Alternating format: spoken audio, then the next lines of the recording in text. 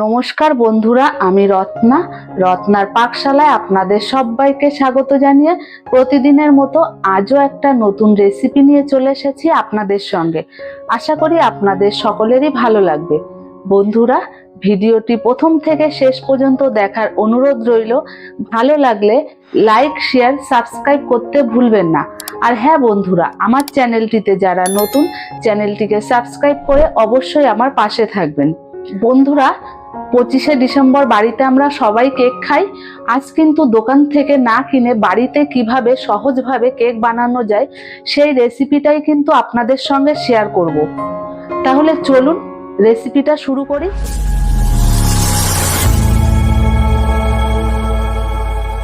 প্রথমেই কিন্তু আমি একটা বাটি নিয়ে নিয়েছি। বাটিতে এবার প্রথমে আমি কিশমিশ দিয়ে দেব, এখানে দিয়ে দেব কুমড়োর দানা, এবার দেব চেরি দিয়ে দেব এখানে,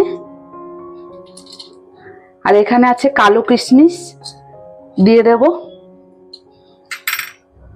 এখানে আছে কাজু বাদাম, আমন্ড আর পেস্তা বাদাম দিয়ে দেব, এখানে নিয়েছি মোরব্বা, সবকিছু দিয়ে দিয়েছি। এবার আমি অরেঞ্জ জুসটা দিয়ে দেব। জুস দিয়ে ড্রাই ফ্রুটগুলোকে ভিজিয়ে রেখে দেব কিছুক্ষণের জন্য। আপনাদের হাতে সময় বেশি থাকলে 2-3 ঘন্টা ভিজিয়ে রেখে দেবেন। এবার আমি একটা বাটি নিয়ে নেব। এই দেখুন, এখানে একটা বাটি নিয়ে নিয়েছি। বাটি নেওয়ার পর একটা ডিম ফাটিয়ে দিয়ে দেব।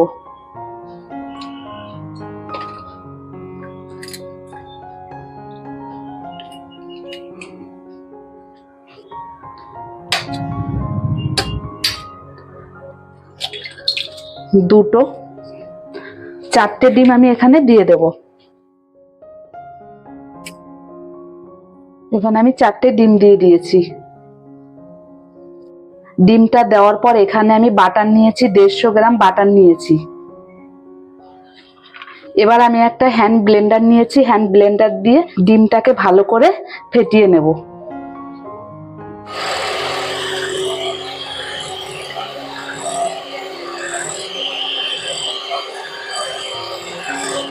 এক মিনিট ফেটিয়ে নেওয়ার পর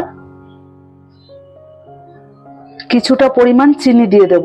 চিনির পরিমাণটা 150 গ্রাম আছে, এখানে আমার উঁচু উঁচু 1 কাপ হয়েছে। হাফ কাপ দিয়ে প্রথমে আমি ভালো করে ডিমটাকে ফেটিয়ে নেব। এবার বাকি হাফ কাপটাও দিয়ে ভালো করে ফেটিয়ে নেব।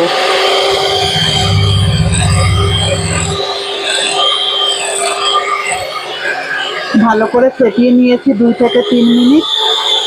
এবার বন্ধ করে দেব ব্লেন্ডারটাকে। এবার আমি এই কাপের 1 কাপ চিনি নিয়েছি, আর এখানে আমি 1.5 কাপ ময়দা দেব। প্রথমে আমি অল্প অল্প ময়দা দিয়ে ভালো করে মিশিয়ে নেব একটা প্যাচুলার দিয়ে।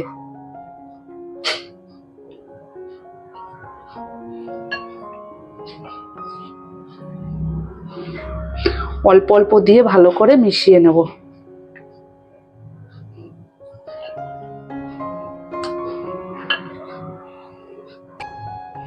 এবার দিয়ে দেব হাফ কাপ গুঁড়ো দুধ। এখানে আপনাদের যদি ব্যাটারটা ঘন হয় তাহলে কিন্তু এখানে আপনারা লিকুইড দুধ ব্যবহার করবেন। আমি হাফ কাপ গুঁড়ো দুধ দিয়ে দিয়েছি। আস্তে আস্তে ভালো করে মিশিয়ে নেব। ভালো করে দুধটাকে মিশিয়ে নিয়েছি। এবার আমি এক চামচ ভ্যানিলা এসেন্স দিয়ে দেব। দিয়ে দেব 1 চামচ বেকিং পাউডার। দিয়ে দেব 1 চিমটা নুন। এবার আমি হ্যান্ড ব্লেন্ডার দিয়ে আবার ভালো করে একটু মিশিয়ে নেব।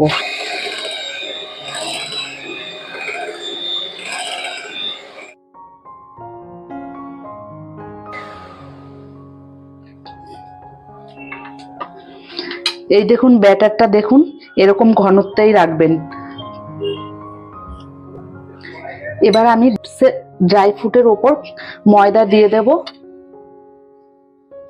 ময়দা দিয়ে ভালো করে মেখে নেব। তাহলে কি হবে, ড্রাই ফ্রুটস গুলো কেকের ভেতরে যাবে না। না হলে কি হয়, ময়দাটা মাখিয়ে না দিলে এই ড্রাই ফ্রুটস গুলো একদম কেকের নিচে চলে যায়। এবার কেকের মধ্যে দিয়ে ভালো করে নাড়িয়ে নেব।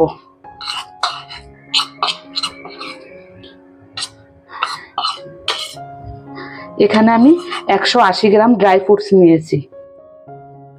এবার ভালো করে মিশিয়ে নেব।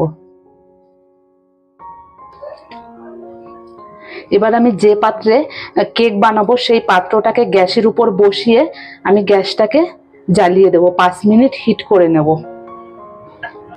ভালো করে মিশিয়ে নিয়েছি। এবার যে পাত্রটায় আমি কেকটা বানাবো পাত্রটা এবার নিয়ে নেব। একটা বাটি নিয়ে নিয়েছি। এবার আমি অ্যালুমিনিয়ামের বাটি নিয়েছি। বাটির ওপর একটা আমি কাগজ দিয়ে দিয়েছি। দেওয়ার পর ওপর থেকে একটু কিছুটা তেল আমি দিয়ে দেব। তেলটা দিয়ে ভালো করে হাত দিয়ে মিশিয়ে নেব। পাত্রে ভালো করে আমি তেল লাগিয়ে নিয়েছি। এবার আমি কেকের ব্যাটারটা ঢেলে দেব।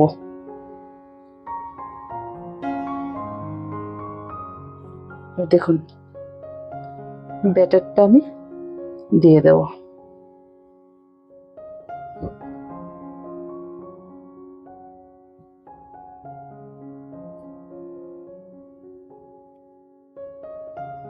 এখানে আমি ইডলি মেকার নিয়েছি। এবার আমি এখানে বসিয়ে দেব। নিচে আমি স্ট্যান্ড নিয়েছি। আপনাদের কাছে যদি স্ট্যান্ড না থাকে তাহলে লবণ দিয়েও করতে পারেন, লবণ বালি দিয়েও করতে পারবেন। এবার ঢাকা দিয়ে 30 মিনিটের জন্য কেকটাকে বসিয়ে দিলাম। 30 মিনিট পর আমরা দেখব। 30 মিনিট পর দেখব, না হলে আবার একটু বসিয়ে দেব। আমি 15 মিনিট পর আমি সাজিয়ে দেব। খুলে ড্রাই ফ্রুট গুলো দিয়ে দেব। ঢাকনাটা খুলে নেব। এবার ড্রাই ফ্রুট গুলো ভালো করে সাজিয়ে দেব।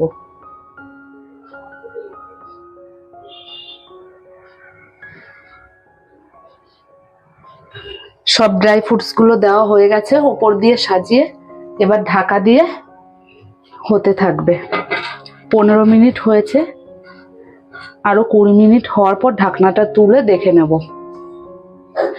এবার ঢাকাটা তুলে নেব, দেখব কেকটা হয়েছে কিনা।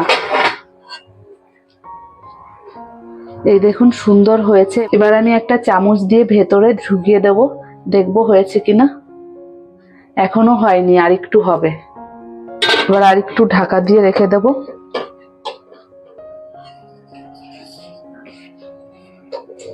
আমি 40 মিনিট পর ঢাকাটা খুলে দেখেছি, হয়নি এখনো 10 মিনিট হলে কেকটা রেডি হবে। এবার ঢাকনাটা খুলে দেখে নেব হয়েছে কিনা। এই দেখুন লেগে নেই। ছুরিতে লেগে থাকলে বুঝতে হবে যে এখনো হয়নি। ছুরিতে কিছু লাগেনি, তাহলে বুঝতে হবে কেকটা আমার হয়ে গেছে। এবার গ্যাসটাকে বন্ধ করে রেখে দেব। গ্যাসটাকে বন্ধ করে দিয়েছি। এবার ঠান্ডা হলে কেকটা নামিয়ে নেব। কেকটা হতে কিন্তু আমার সময় লেগেছে পুরো 1 ঘন্টা। আপনাদের কম বেশিও লাগতে পারে। 40 মিনিট পর আপনারা কাঠি কিংবা চাকু দিয়ে দেখে নেবেন কেকটা পারফেক্ট হয়েছে কিনা।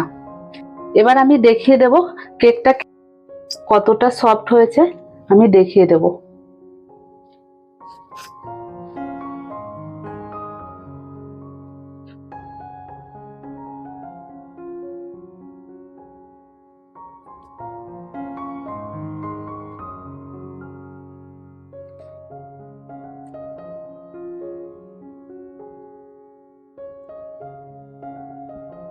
এই দেখুন